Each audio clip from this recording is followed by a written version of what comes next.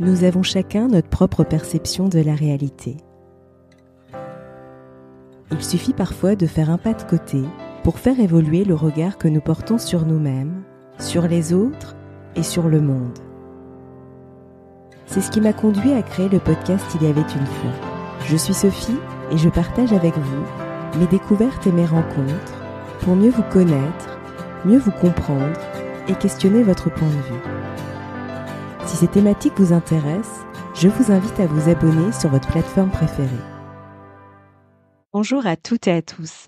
À l'occasion de la semaine de la sensibilité qui a lieu du 11 au 19 janvier 2025, j'ai réalisé une mini-série en collaboration avec Saverio Tomasella, docteur en psychologie, psychanalyste, chercheur, auteur de nombreux ouvrages et créateur de la Journée mondiale de la sensibilité qui a lieu chaque année le 13 janvier. Dans ce dernier épisode, Saverio et moi-même allons vous parler de nos parts présentes à l'intérieur de nous et leurs sensibilités qui leur sont propres. Bonjour Saverio et je suis ravie de te retrouver dans ce 13e épisode qui va clôturer notre mini-série de podcasts. Bonjour Sophie, merci beaucoup pour ton invitation et pour cette collaboration, cette coopération qui est très intéressante et qui m'a beaucoup plu. Alors, quelles sont les différentes parts présentes en nous et comment se manifestent-elles dans notre quotidien? Alors moi je vais le dire avec mes mots, mais toi si tu peux après peut-être recentrer par rapport à l'ISF que tu connais bien, pour dire quels sont les termes qui sont généralement utilisés. Donc moi je dirais qu'on a des parts d'enfants et d'adolescents. Il n'y a pas qu'un enfant en nous, il y a des enfants de différents âges et un ou des adolescents, une part adolescente, et il y a une part adulte. Et que déjà ça nous permet, si on se rend compte qu'en nous, il y a des parts enfantines ou des parts adolescentes, qu'elles n'ont pas forcément les mêmes besoins que la part adulte. Et que la part adulte peut peut-être aussi prendre le temps d'écouter, d'accueillir ou de consoler, de protéger les parts enfantines ou adolescentes. Et puis on peut peut-être aussi sentir en soi qu'il y a des parts blessées et des parts protectrices. Et là, je le dis sans forcément faire référence à enfants adultes. Il y a en nous des parts blessées et des parts plutôt protectrices qui sont capables de venir au secours des parts blessées. Donc voilà moi comment je sens les parts en moi. Et puis au fond de tout ça, ou englobant tout ça, il y a l'être profond, le soi, la personne qu'on est vraiment.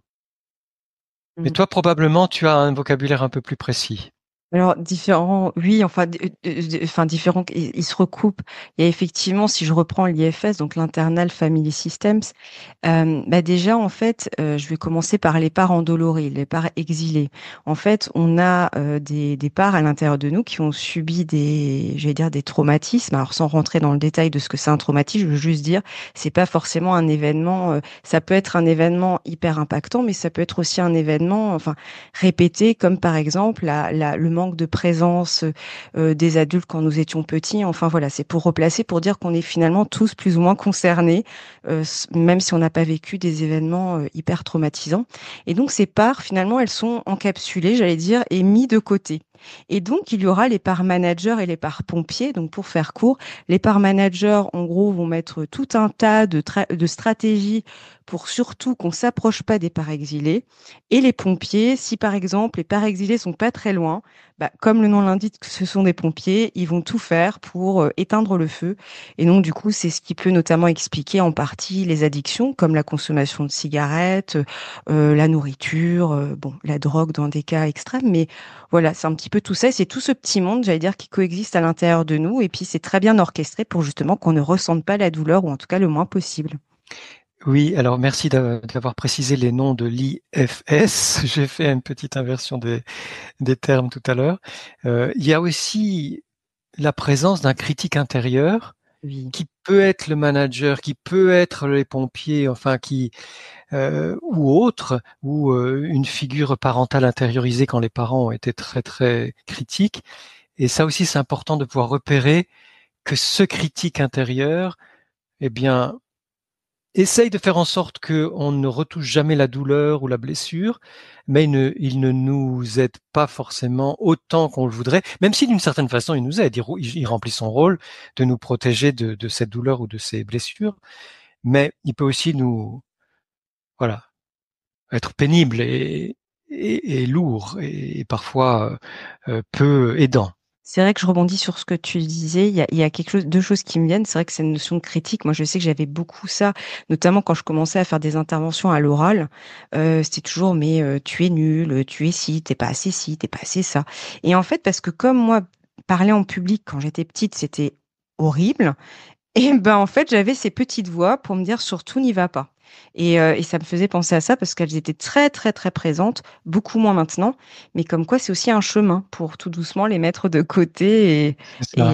ouais et passer le cap, quoi. J'en- J'entendais une jeune femme de 30 ans il y a quelques jours me raconter que elle, la nuit, elle ne dort pas parce que son critique intérieur se réveille et qu'elle se dit: «Ah oui, mais j'aurais dû faire comme ci, j'aurais dû faire comme ça, j'aurais pu faire mieux» et ce critique intérieur ne la lâche pas et elle avait effectivement une mère extrêmement dure, exigeante, qui lui en demandait tout le temps plus, c'était jamais assez bien, jamais assez parfait et donc là, ce critique intérieur, c'est l'intériorisation de ce que sa mère lui a fait vivre comme, finalement harcèlement, au quotidien pour qu'elle fasse toujours mieux ou plus.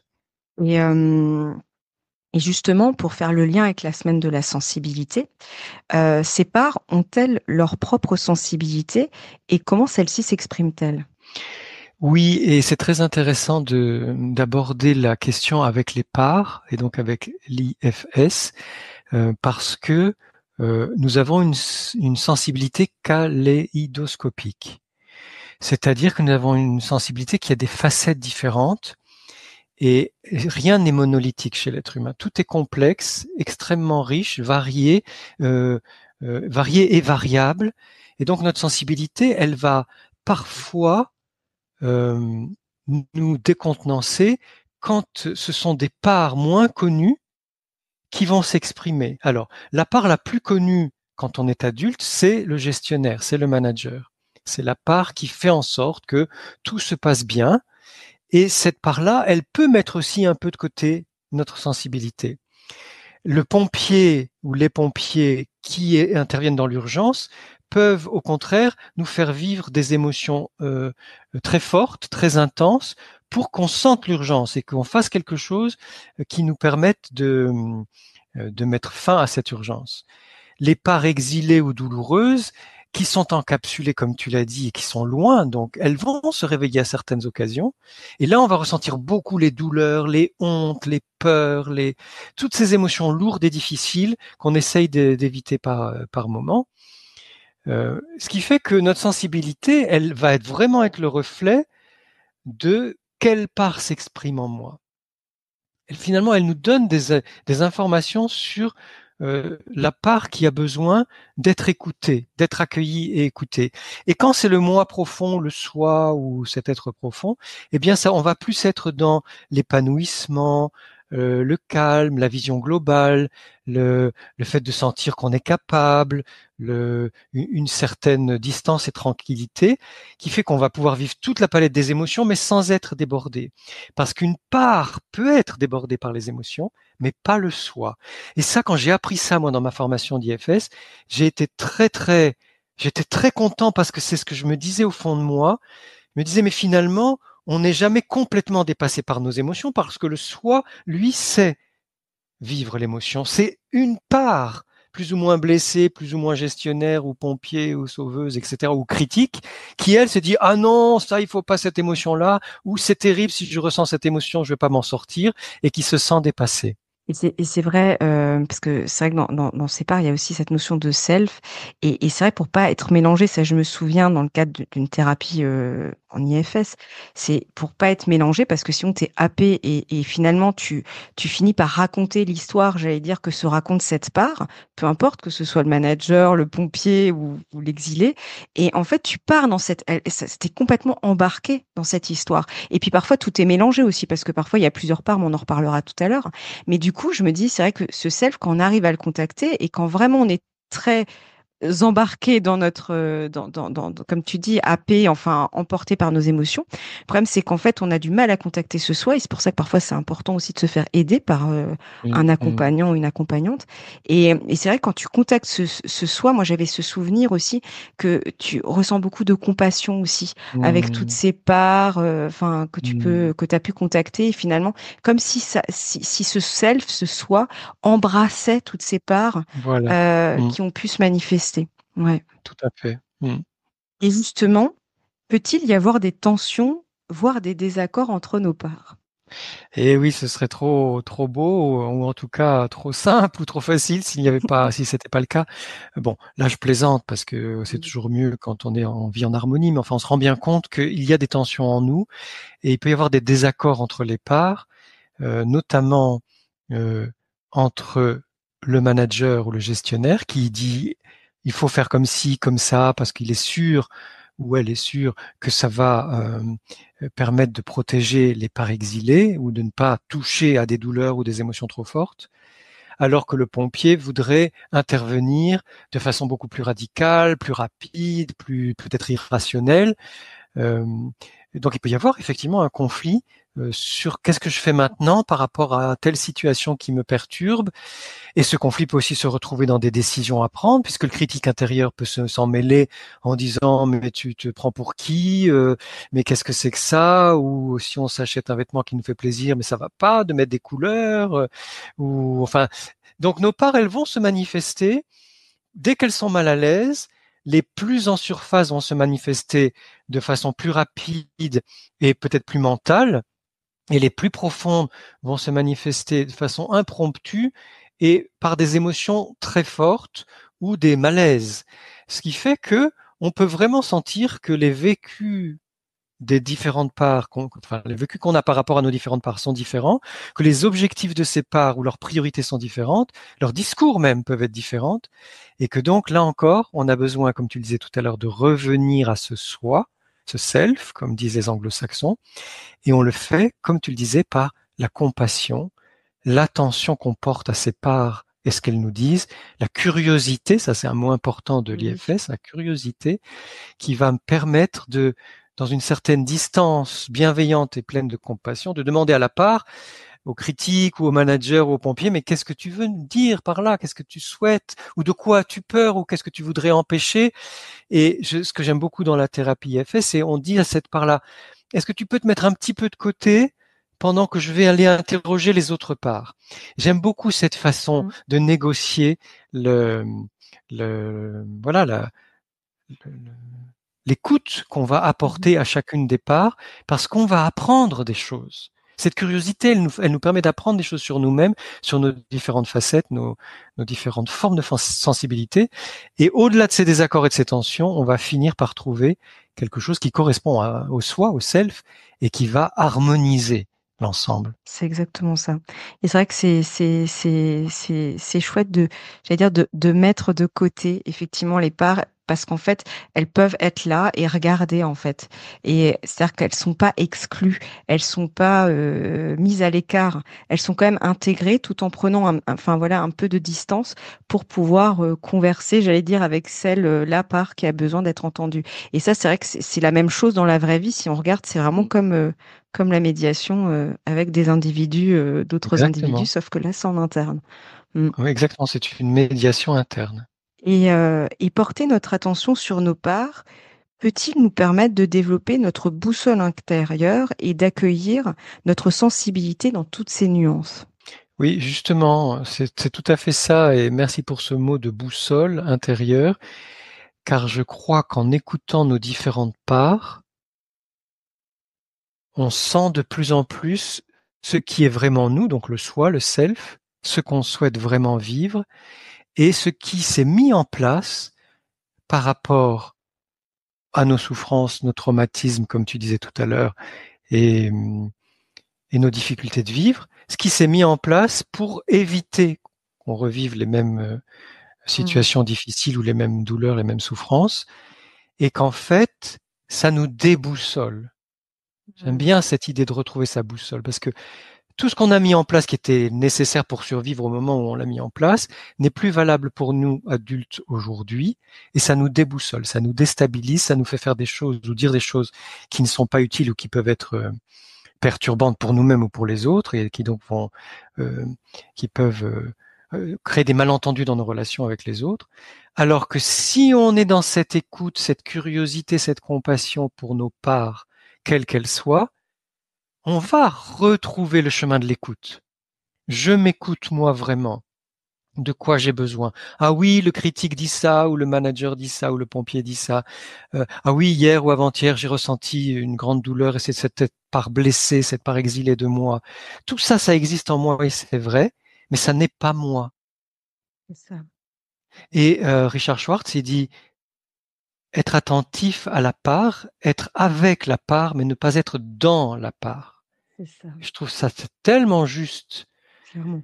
Cette petite distance qui fait que oui, j'accueille tout ce que cette part m'apporte comme information sensible, mais je ne suis pas cette part, je ne suis pas dans cette part, je suis avec elle. Et Mmh. ça permet au self de se développer de plus en plus. Donc cette boussole intérieure, cette écoute de soi, cette écoute de notre relation, de notre sensibilité, pardon, et on en arrive à une forme d'autorégulation, de meilleure relation avec soi-même. Et aussi dans les relations, si on est suffisamment à l'écoute de soi-même et de ce qu'on ressent, de ce dont on a besoin, on va aider les autres à l'être. Et là, on est dans la co-régulation. On en avait parlé Ouais, dans un épisode de ouais. podcast. Ouais, le lien d'ailleurs sera sous cet épisode. Mais effectivement, et c'est vrai que ce qui me vient, c'est cette notion finalement de trouver, grâce à ce self, on arrive à le faire, ou ce soi, trouver finalement la bonne distance par rapport finalement à tout ce qui, tout ce qui déboussole entre guillemets, pour justement, c'est ça qui permet de faire du nouveau finalement et de ne plus, parce que finalement, quand on est emporté par une départ qui, comme je disais, raconte une histoire, on va revivre sempiternellement la même histoire. Et c'est justement quand on arrive à contacter ce soi qui va embrasser tout ça et trouver justement cette bonne distance, qui veut pas dire qu'on va pas nier ce qu'il y a, on va pas le mettre sous un tapis, mais on va juste trouver la bonne distance pour pouvoir le vivre, enfin vivre les choses autrement. Et aussi, pour moi, enfin ce que j'ai vraiment découvert, ce qui était capital, et ça fait lien avec plusieurs podcasts qu'on a fait ensemble, cette notion d'accueillir ses émotions, bah, finalement, là, le soi, il peut apporter toute cette présence, en fait, qu'on n'a pas pu avoir au moment où on a pu vivre, enfin, voilà, ses parents endoloris ont vécu des choses, voilà, traumatiques ou en tout cas, difficiles. Et du coup, Tout à fait. on refait l'histoire autrement, entre guillemets. Exactement, exactement. Et pour faire le lien avec la sensibilité élevée, puisque c'est la semaine de la sensibilité, Ouais. il y a des personnes qui disent «Ah, je ne supporte pas d'être ultra sensible ou d'avoir une haute sensibilité parce que ça me fait souffrir». Eh bien non, quand on a compris toutes ces parts en nous, ce qui nous fait souffrir vient de notre histoire ou de nos relations, et ce sont certaines parts de nous qui souffrent. Ce n'est pas notre sensibilité en elle-même, qui elle est simplement la caisse de résonance de tout ce que nous vivons. Ce n'est pas le soi profond, le self, c'est une des parts qui souffre beaucoup et qui appelle au secours à sa façon, et c'est dommage de faire une interprétation fausse en disant ça vient de la haute sensibilité. Notre sensibilité n'est jamais responsable, on en avait parlé aussi dans plusieurs podcasts, notre sensibilité n'est pas responsable de nos souffrances, elle est simplement ce qui nous permet de sentir ces souffrances. Et quand on est très sensible, on sent beaucoup les souffrances, comme on sent aussi beaucoup les joies, le plaisir et tout ce qui va bien dans la vie. Donc n'oublions pas ça, c'est une part en nous qui souffre. Merci pour cette précision, parce qu'effectivement, c'est important ouais, de souligner ce point. En tout cas, un très, très grand merci, Saverio. Vraiment, c'était un plaisir de réaliser cette mini-série avec toi. Donc, vraiment un très, très grand merci.